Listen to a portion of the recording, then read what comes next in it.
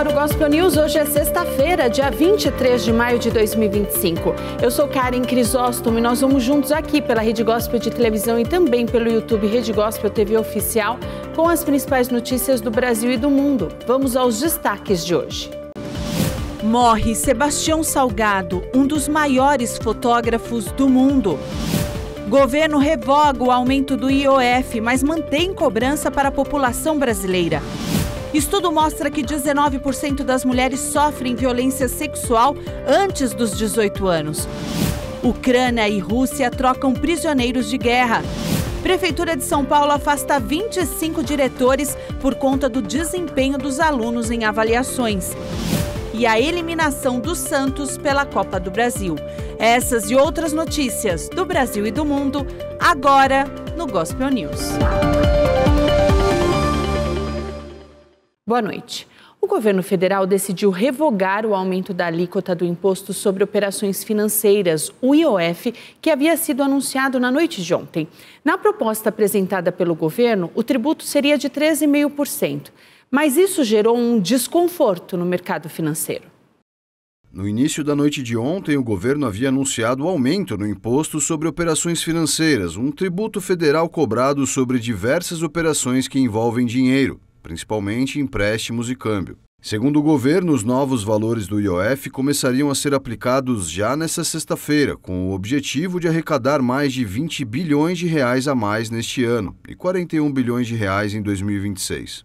O pacote incidiria sobre compras com cartões internacionais, remessas ao exterior, empréstimos externos de curto prazo e aplicações financeiras. Mas horas após a má repercussão, o governo petista voltou atrás e revogou esse aumento. Em uma rede social, o Ministério da Fazenda disse que o ministro Fernando Haddad conversou com alguns membros do mercado e, após uma avaliação técnica, decidiu por restaurar a redação do inciso 2 do artigo 15b, do decreto que previa a alíquota zero de IOF sobre a aplicação de investimentos de fundos nacionais no exterior. Mesmo com o recuo de Haddad, outras mudanças no IOF seguem válidas, como o aumento do IOF para a compra de moedas estrangeiras em espécie, que passou de 1,1% para 3,5%. Elevação das alíquotas para empresas em operações de crédito, criação de alíquota de 5% para aportes elevados em planos de previdência complementar, conhecidos como VGBL ou PGBL. E o ministro da Fazenda, Fernando Haddad, precisou esclarecer as medidas tomadas pela gestão dele.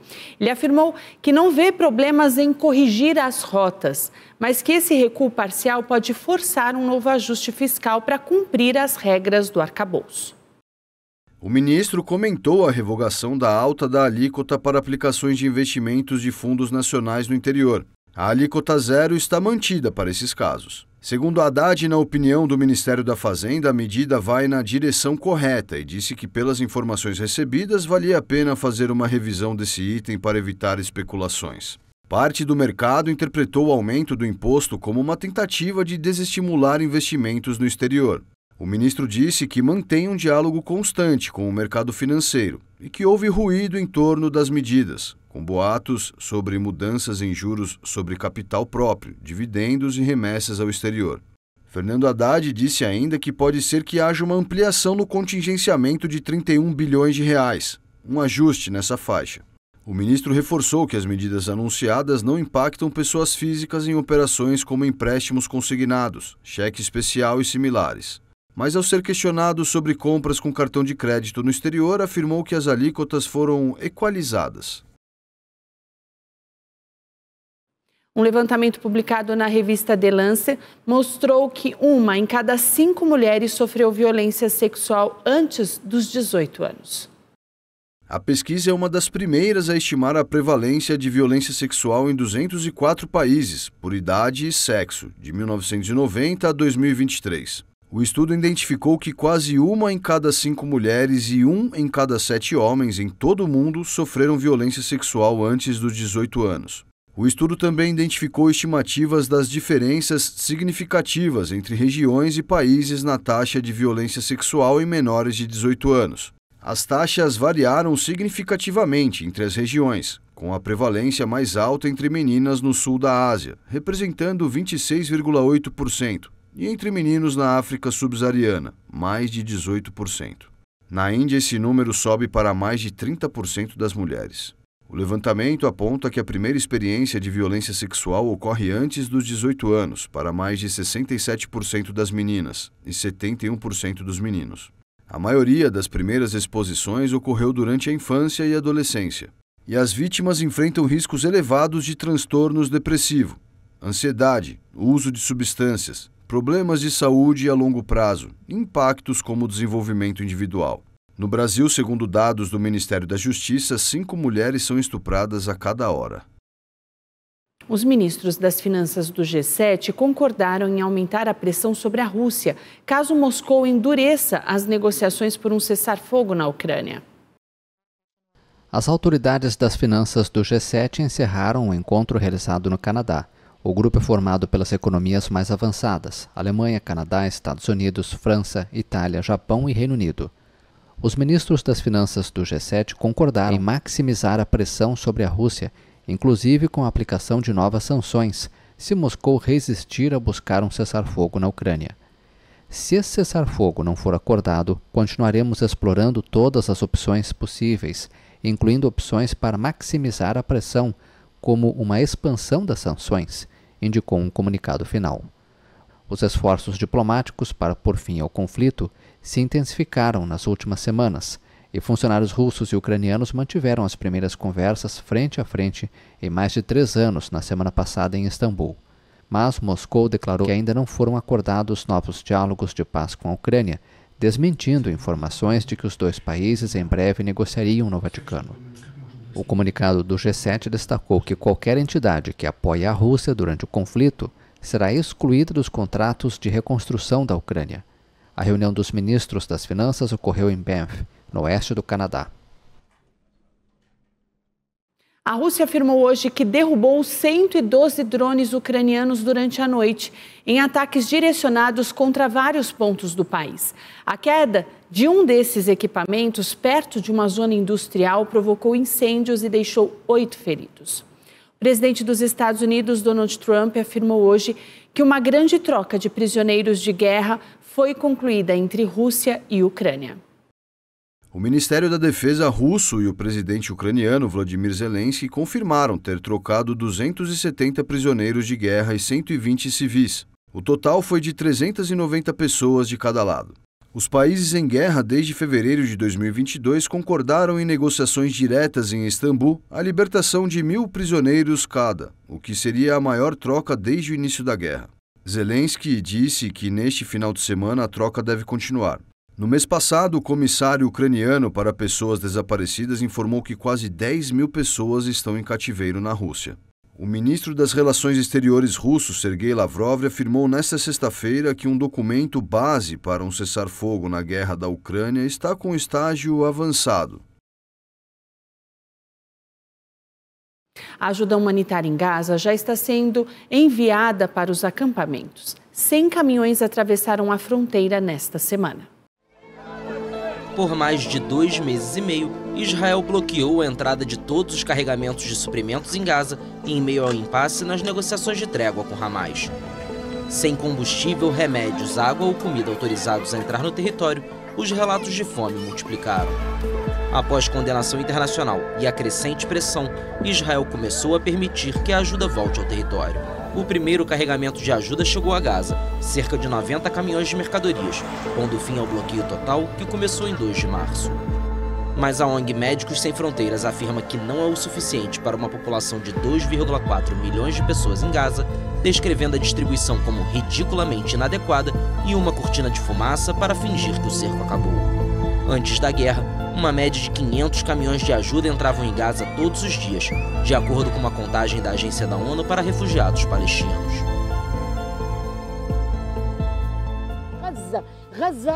Gaza está totalmente destruída. Estamos vivendo uma tragédia indescritível. Não podemos viver uma vida digna, não há nada. Juro por Deus, não consigo encontrar comida para meus filhos. Imagens de crianças famintas no território palestino causaram ondas de choque em todo o mundo. Esta moradora da cidade de Gaza viu seu bebê morrer no final de abril por causa da desnutrição e da escassez de remédios. Ela tinha 4 meses e seu peso era de 2,8 kg, o que é muito baixo. Os medicamentos não estavam disponíveis e, devido à desnutrição grave, ela sofria de acidez no sangue, insuficiência hepática e renal e muitas outras complicações. Seu cabelo e unhas também caíram devido à desnutrição. O que essas crianças fizeram para merecer isso? Essas pobres crianças, tenham misericórdia de nós. Olhem para nós com um coração misericordioso. Olhem para essas pessoas. As pessoas estão morrendo de fome. O primeiro-ministro Benjamin Netanyahu disse que a ajuda foi retomada porque imagens de fome em massa podem prejudicar a legitimidade do esforço de guerra de Israel. Ao mesmo tempo, o premier intensificou sua ofensiva militar destinada a esmagar o Hamas. Não devemos chegar a uma situação de fome, tanto por razões práticas quanto diplomáticas. Simplesmente não teremos apoio e não seremos capazes de completar a missão da vitória. O Tribunal Penal Internacional emitiu mandados de prisão em novembro contra Netanyahu por alegações de crimes contra a humanidade e crimes de guerra, incluindo fome como método de guerra. Donald Trump anunciou hoje uma tarifa de 50% sobre todos os produtos importados da União Europeia, com início previsto para 1º de junho. O presidente americano Donald Trump ameaçou nesta sexta-feira a União Europeia com a aplicação de tarifas de 50% sobre os produtos europeus exportados para os Estados Unidos a partir de 1º de junho. Na rede social Truth Social, o magnata escreveu que tem sido muito difícil lidar com a União Europeia, que foi criada com o objetivo principal de tirar vantagem dos Estados Unidos na parte comercial. E acrescentou que as negociações entre as partes não estão avançando. O suspeito de ter matado 2 funcionários da embaixada israelense em um museu judaico na capital dos Estados Unidos foi acusado de assassinato. Duplo homicídio, homicídio de funcionários estrangeiros e posse de arma ilegal. Documentos judiciais apresentados mostram que estas foram as acusações feitas contra Elias Rodrigues, suspeito de ter matado na véspera 2 funcionários da embaixada israelense na área externa de um museu judaico em Washington, capital dos Estados Unidos.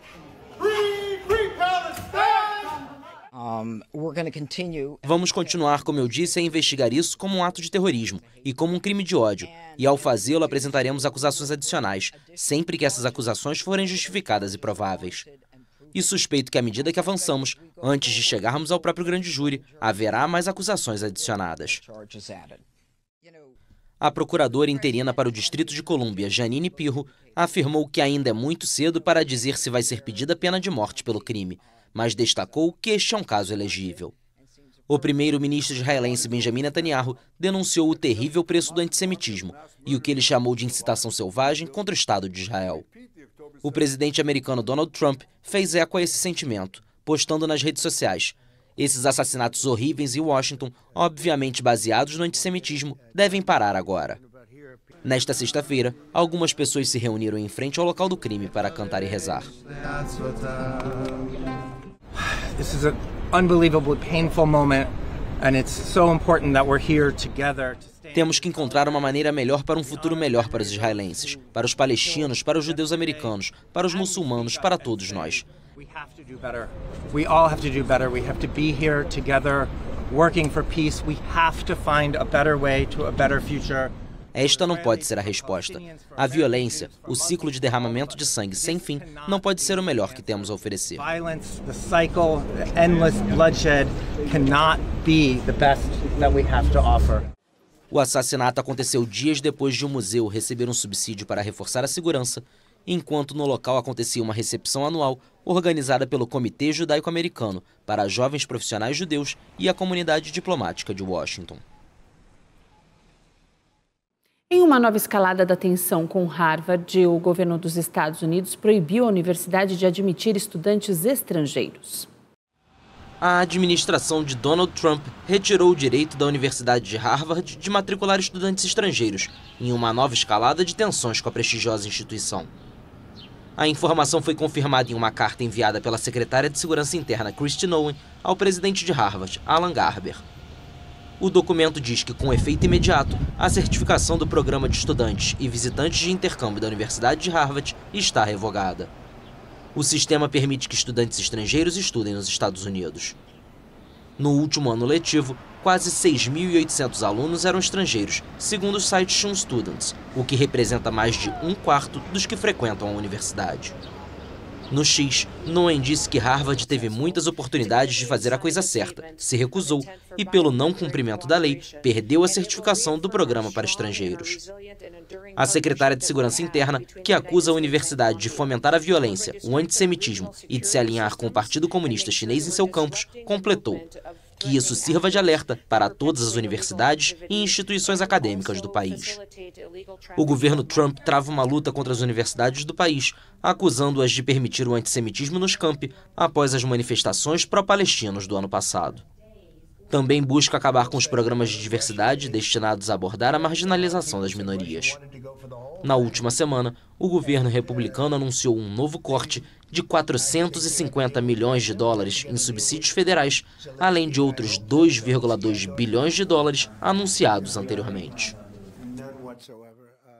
O Irã confirmou que as negociações com os Estados Unidos seguem difíceis, mas uma rodada de conversas começou hoje na Itália.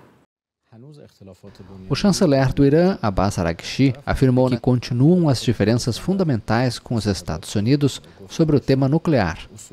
Segue havendo diferenças fundamentais entre nós, disse Araghchi à TV estatal, advertindo que, se os Estados Unidos quiserem impedir o Irã de enriquecer urânio, não haverá acordo. A afirmação foi feita na véspera de uma nova rodada de negociações sobre o programa nuclear iraniano em Roma. Teherã e Washington, inimigos desde a Revolução Islâmica de 79, mantiveram conversas diretas sobre o tema em 12 de abril. Os dois países demonstraram publicamente seu desacordo sobre a questão do enriquecimento de urânio, uma atividade que, segundo o Irã, se insere em um programa civil. O Irã e os Estados Unidos vão iniciar nesta sexta-feira na Itália a quinta rodada de negociações com a mediação do Sultanato de Omã.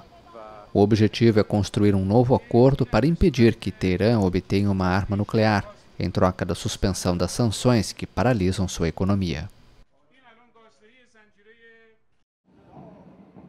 O presidente venezuelano Nicolás Maduro disse que mais de 50 mercenários foram capturados antes das eleições que acontecem no próximo domingo. A maior coalizão de oposição do país pediu um boicote à votação.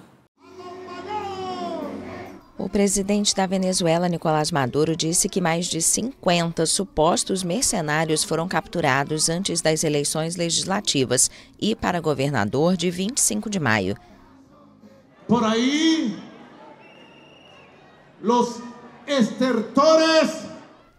os estertores do fascismo tentaram trazer mercenários. Hoje já capturamos mais de 50 mercenários que estavam entrando no país para plantar bombas ou lançar ataques violentos. Já hoje llevamos capturado mais de 50 mercenários que ingressavam a poner bombas ou a fazer ataques violentos ao país. O governo venezuelano anunciou na terça-feira a prisão de 38 supostos mercenários que entraram na Colômbia pela fronteira terrestre e em voos comerciais. Os suspeitos são vinculados a supostos atos terroristas para sabotar as eleições. No mesmo dia, Caracas encerrou as conexões aéreas com o país vizinho. A Venezuela vai restringir o acesso terrestre, marítimo e aéreo entre sexta e segunda-feira à meia-noite, de acordo com uma resolução conjunta dos Ministérios da Defesa e Interior e da Justiça. As alegações de uma conspiração para derrubar o governo Maduro são frequentes. Cerca de 21 milhões de pessoas estão registradas para votar e eleger 24 governadores e 285 legisladores. Cerca de 400 mil policiais serão mobilizados para garantir a segurança da votação. A maior coalizão de oposição do país, que reivindica a vitória de seu candidato, o exilado Edmundo González Urrutia, nas eleições presidenciais realizadas em 28 de julho, pediu que os eleitores se abstenham de votar. No próximo bloco, a Prefeitura de São Paulo afasta 25 diretores de escolas por conta do desempenho dos alunos em avaliações. E o jogador do Bragantino que sofreu acidente acena da janela do hospital.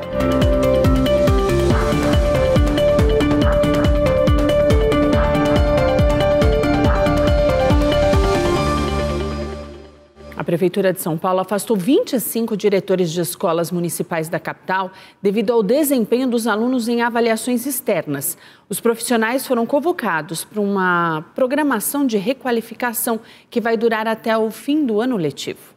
Segundo a Secretaria de Educação, os diretores foram convocados para participar de um programa de requalificação, que vai durar até o fim do ano letivo.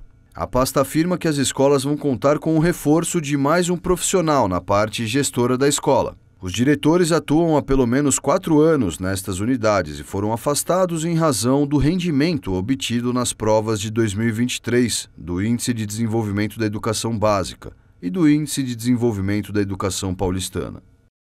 O jogador de futebol Pedro Severino está fora de risco. Ele está internado desde março após sofrer um grave acidente de carro. Nessa semana, ele apareceu na janela do hospital e acenou para um grupo de pessoas. Lucas Severino, pai do jogador de futebol Pedro Severino, disse que o filho está fora de risco. Nesta semana, Pedro surgiu na janela do hospital onde está internado em Ribeirão Preto e acenou para um grupo de pessoas que tem se reunido há 2 meses para rezar pela recuperação dele. Um vídeo compartilhado nas redes sociais mostra a vigília e é possível ver 3 pessoas em uma das janelas do hospital. Segundo o pai do jogador, eram ele, a esposa Lúcia e o filho. Logo após o acidente, o hospital em Americana, onde o jogador foi socorrido, chegou a abrir um protocolo para confirmar a morte cerebral dele. O procedimento foi interrompido depois que ele teve um reflexo de tosse na retirada da sedação. O pai contou que recentemente Pedro passou por 2 cirurgias e desde a última segunda-feira está no quarto da enfermaria. A família aguarda as orientações médicas dos próximos passos da recuperação do jovem. O acidente aconteceu no dia 4 de março na rodovia Anhanguera, em Americana, no interior de São Paulo. Pedro Severino e o amigo Pedro Castro, também jogador do Botafogo de Ribeirão Preto, estavam a caminho de Atibaia, onde se apresentariam ao Red Bull Bragantino, clube que tinham acabado de fechar o contrato. Em depoimento à Polícia Civil, o motorista do carro deles disse que dormiu ao volante no momento da colisão e bateu contra a traseira de um caminhão. 2 turistas se afogaram após entrarem no mar em Guarujá, no litoral de São Paulo. Uma das vítimas havia se casado no último sábado. Júlio Augusto, de 25 anos, estava em lua de mel com a esposa e fez a viagem acompanhado de mais 2 amigos próximos, sendo um deles o outro afogado, Jean de Almeida. Os amigos moravam em Apiaí, no interior de São Paulo. Júlio casou no último sábado e era funcionário de um escritório de logística, enquanto Jean trabalhava com marketing. O grupamento de bombeiros marítimo informou ter sido acionado para uma ocorrência grave de afogamento na tarde desta quarta-feira, na praia do Iporanga, que fica dentro de um condomínio fechado e não é monitorado pela corporação. Os seguranças do condomínio contaram aos guarda-vidas que encontraram um dos jovens inconscientes no canto esquerdo da praia.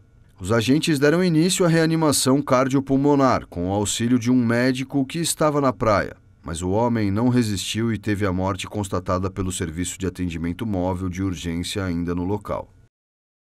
Um estudante da Escola Municipal Liberdade, em Santa Cruz, na zona oeste do Rio de Janeiro, flagrou o momento da invasão de um cachorro da raça Pitbull no colégio.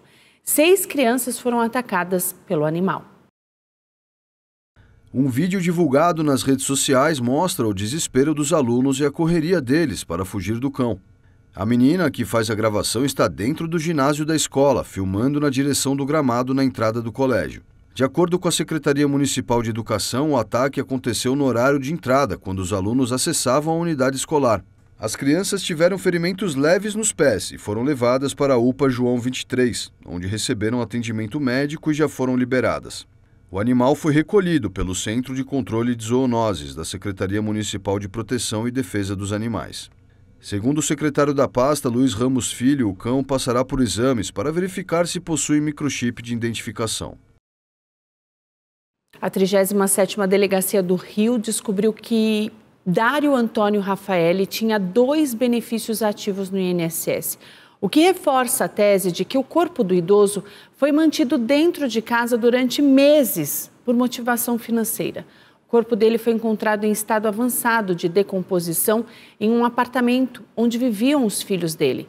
Marcelo e Tânia foram presos em flagrante por ocultação de cadáver, resistência e lesão corporal. Os 2 estão internados sob custódia em uma unidade psiquiátrica. O ex-policial do Batalhão de Operações Policiais Especiais, Rony Peçanha de Oliveira, é investigado por supostamente treinar chefes do tráfico de drogas.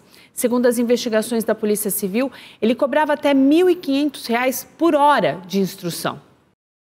As investigações fazem parte da Operação Contenção da Polícia Civil, que tem por objetivo desarticular as quadrilhas que disputam territórios na zona oeste da cidade. Rony Peçanha de Oliveira, expulso da Polícia Militar em 2022, foi preso pela primeira vez em 2020, por ligação com a milícia. Segundo o delegado Jefferson Teixeira, o ex-agente migrou para o crime após atuar em grupos de extorsão e grilagem de terrenos na zona oeste do Rio, principalmente nas comunidades de Rio das Pedras e Muzema. Após sair da prisão em 2022, Rony Peçanha se aliou ao tráfico de drogas na sua região de origem. Peçanha então começou a treinar chefes do tráfico de drogas. O delegado Teixeira afirma ainda que a polícia tem informações de que cada treinamento de 1 hora gira em torno de R$ 1.500.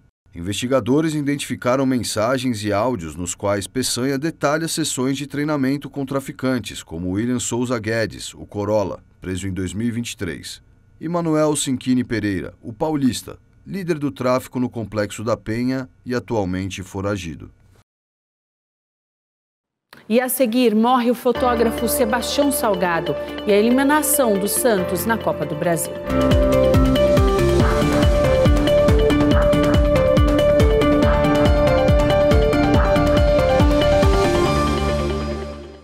Morreu hoje o fotógrafo Sebastião Salgado, aos 81 anos de idade. Ele estava em Paris e a causa da morte ainda não foi divulgada. Sebastião Salgado, um dos fotógrafos mais importantes do mundo, morreu aos 81 anos. Ele tinha um distúrbio sanguíneo causado por malária, contraído na Indonésia, e não conseguiu tratar apropriadamente. Por isso se aposentou do trabalho de campo em 2024, dizendo que seu corpo estava sentindo os impactos de anos de trabalho em ambientes hostis e desafiadores. Considerado um dos fotógrafos mais importantes do mundo, Sebastião nasceu na cidade de Aimorés, em Minas Gerais, em 1944. O mineiro foi mestre na arte de retratar a alma humana e do planeta em preto e branco. Suas lentes captaram momentos históricos e gente simples, as maiores belezas da natureza e sua degradação. Salgado ficou famoso por fazer registros documentais impressionantes, como o da Serra Pelada na década de 80, Trabalhadores, e o ensaio Êxodos, mostrando povos migrantes pelo mundo. Ao todo, ele percorreu mais de 120 países. Uma das fotos mais icônicas, Serra Pelada, foi incluída pelo The New York Times na seleção de 25 imagens que definem a modernidade desde 1955. O jornal destacou a escala impressionante e a força visual da composição, registrada em 1986. Ele era formado em economia, mas descobriu a fotografia em 1973. Desde então, nunca mais deixou essa paixão. Em 1998, ao lado da esposa Leila, fundou o Instituto Terra, em sua luta pelo reflorestamento da Mata Atlântica brasileira e do planeta. Ao longo de sua carreira, Sebastião foi premiado com diversas honrarias. Recebeu a comenda da Ordem do Rio Branco no Brasil. Era membro da Academia de Belas Artes francesa, embaixador da Boa Vontade da Unicef e membro honorário da Academy of Arts and Science dos Estados Unidos. A diretora executiva da próxima Conferência Climática da ONU, Ana Toni, destacou os principais objetivos da COP30 e afirmou que a mudança climática é uma guerra na qual as pessoas morrem todos os dias. A diretora-geral da próxima Conferência Climática da ONU, na cidade de Belém do Pará, Ana Toni, afirmou que a mudança climática é uma guerra na qual pessoas morrem todos os dias. A declaração foi feita no Panamá, onde a autoridade brasileira e outros representantes de países latino-americanos participaram da Semana do Clima na capital do país. Temos que lutar, porque se não lutarmos, as mudanças climáticas são o maior acelerador da desigualdade e da pobreza. Portanto, a cada dia que não agirmos, haverá mais pessoas sofrendo com as mudanças climáticas. A mudança climática é uma guerra que todos os dias as pessoas morrem, de superaquecimento, de seca, de inundações. Não podemos permitir que isso aconteça. Ana Toni defendeu uma abordagem multilateral para enfrentar as mudanças climáticas e falou sobre como as nações latino-americanas têm se organizado diante dos desafios que se impõem.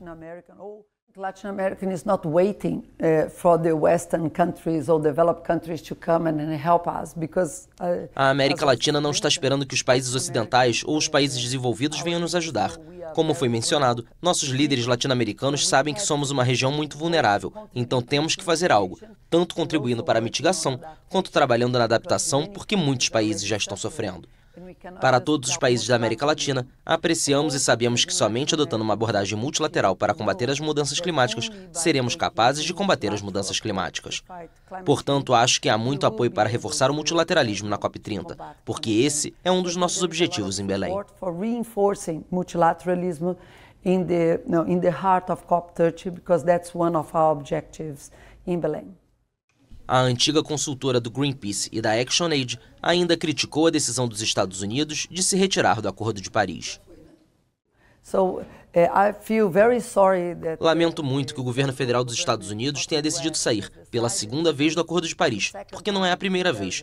Mas posso dizer que o povo americano, como o povo latino-americano, não estamos mais seguros com essa atitude. Acho que eles vão se arrepender.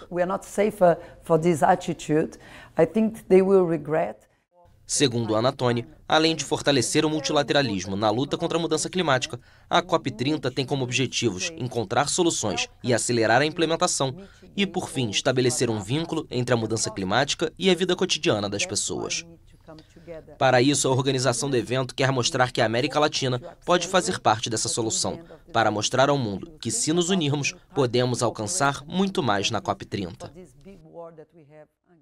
A maior área úmida dos Estados Unidos tem sofrido com a seca extrema, morte de peixes, jacarés em perigo e dificuldades para os moradores atingirem os Everglades na Flórida. Os Everglades da Flórida sofrem com a seca extrema. Na maior área úmida dos Estados Unidos, a escassez de água matou peixes, colocou os jacarés em perigo e prejudicou as empresas de turismo. Marshall Jones mostra um dos 7 hidrofólios que ele usa para transportar turistas pela região sul. A embarcação, que geralmente está flutuando, repousa em terra firme em um canal seco. Nós só precisamos da chuva. A natureza vai prover em breve. Hoje é o nosso primeiro dia oficial da temporada de chuvas. Como vocês podem ver, é um dia de céu azul, nenhuma nuvem, mas está vindo, a chuva está vindo. Neste ecossistema, lar de mais de 2.000 espécies de animais e plantas, a baixa da água ocorre com frequência no final da estação seca no sul da Flórida, que vai de outubro a meados de maio. Nos últimos meses, houve menos chuvas do que em um ano normal. Esse ano tivemos condições extremas de seca em partes da parte sul da península da Flórida, que, como vocês sabem, não é o que vemos em um ano normal. Por centenas de anos, a água acumulada ao norte dos Everglades na estação úmida fluiu lentamente para o sul, atenuando a dureza da estação seca. Mas no último século, as autoridades desviaram o curso natural da água para permitir o crescimento urbano e agrícola no sul da Flórida, o que alterou o pântano. Para remediar estes erros do passado, o estado da Flórida empreendeu há anos um grande projeto de restauração da área, cofinanciado pelo governo federal. O objetivo é estabelecer o fornecimento de água limpa de norte a sul por meio de um sistema de canais, represas, açudes e bombas d'água.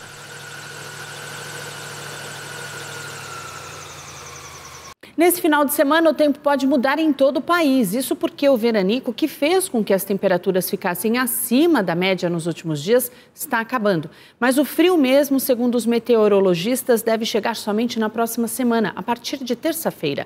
A onda polar deve impactar todo o Brasil, levar friagem ao norte, marcar recordes de temperatura no sudeste e deixar os termômetros abaixo de zero no sul do país. E um dos maiores meio-campistas do mundo, Luka Modric, anunciou a saída do Real Madrid. O lendário meio-campista croata Luka Modric anunciou que vai deixar o Real Madrid depois da Copa do Mundo de Clubes nos Estados Unidos, depois de 13 temporadas. Em um anúncio feito pelas redes sociais, o jogador afirmou que chegou o momento que ele nunca quis que chegasse e que vai disputar no próximo sábado sua última partida no Santiago Bernabéu. Vencedor da Bola de Ouro em 2018, Modric afirmou que não poderia imaginar tudo o que viveria no clube espanhol quando foi contratado em 2012. Durante o período em Madrid, Modric conquistou 28 títulos, 6 Ligas dos Campeões da Europa, 6 Mundiais de Clubes, 5 Supercopas Europeias, 4 títulos do Campeonato Espanhol, 2 Copas do Rei e 5 Supercopas da Espanha. O Real Madrid afirmou que a saída do croata encerra um período inesquecível do capitão no clube espanhol. O Real Madrid confirmou hoje a saída do técnico italiano Carlo Ancelotti. Ele foi anunciado como o próximo treinador da seleção brasileira. O Real Madrid anunciou a saída de Carlo Ancelotti. A informação foi confirmada nesta sexta-feira em um comunicado do clube. Em 6 temporadas, divididas em 2 etapas, Ancelotti se tornou o técnico mais vitorioso da história do Real Madrid, com 15 títulos, incluindo 3 edições da Liga dos Campeões. O Santiago Bernabéu vai prestar homenagem ao italiano no sábado, na partida de encerramento da La Liga contra a Real Sociedad, que também vai marcar o último jogo do croata Luka Modric pelo clube. Ancelotti escreveu uma mensagem em sua rede social que dizia: "Hoje separamos novamente nossos caminhos. Hoje, de novo, levo no coração cada momento vivido nesta maravilhosa segunda etapa como treinador do Real Madrid." A CBF já havia anunciado o treinador, que no dia 26 de maio realiza sua primeira convocação para as eliminatórias sul-americanas para a Copa do Mundo de 2026. Esta vai ser a primeira experiência do técnico italiano à frente de uma seleção. A Polícia Civil de São Paulo indiciou o presidente do Corinthians, Augusto Melo, e mais 3 pessoas pelos crimes de furto, lavagem de dinheiro e associação criminosa. O inquérito apura irregularidades no contrato entre o clube e a casa de apostas Vai de Bet. Relatórios da Polícia Civil de São Paulo apontaram que parte da comissão paga pela casa de apostas Vai de Bet, em contrato de patrocínio com o Corinthians, foi repassada para a empresa UJ Futebol Talent. Segundo a investigação, essa empresa é considerada um dos braços do primeiro comando da capital no mercado do futebol. A UJ Futebol Talent é ligada a Danilo Lima de Oliveira, o Tripa, que é integrante do PCC, segundo a delação premiada que o empresário Vinícius Gritzbach deu ao Ministério Público. Nesta semana, a polícia indiciou o presidente do Corinthians, Augusto Melo, e mais 3 pessoas pelos crimes de furto, lavagem de dinheiro e associação criminosa no inquérito que apura irregularidades no contrato entre o clube e a casa de apostas Vai de Bet. Além de Augusto, os indiciados são o ex-diretor administrativo do clube, Marcelo Mariano, o antigo superintendente de marketing corintiano, Sérgio Moura, e Alex Cassundé, dono da empresa responsável pela intermediação do contrato com a Vai de Bet.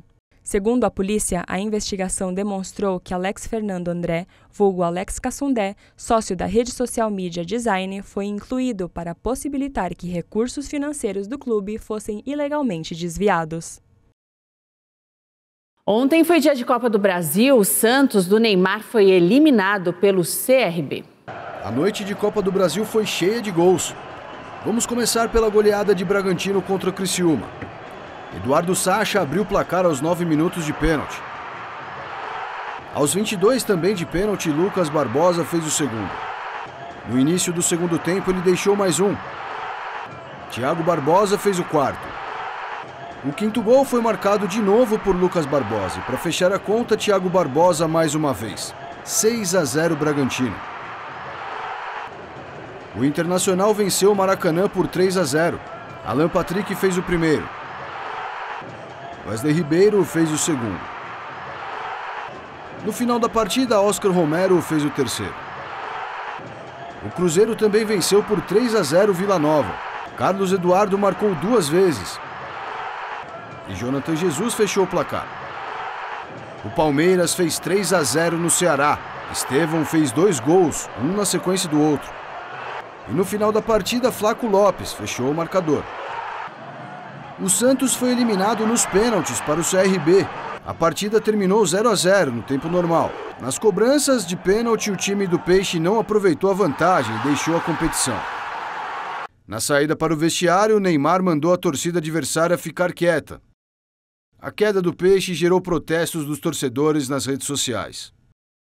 Gospel News desta sexta-feira fica por aqui. Eu desejo a todos vocês um final de semana abençoado. Segunda-feira nós estamos de volta a partir das 7 com as principais notícias do Brasil e do mundo. E até lá você fica muito bem informado acessando o YouTube TV Rede Gospel Oficial. Uma boa noite e até lá.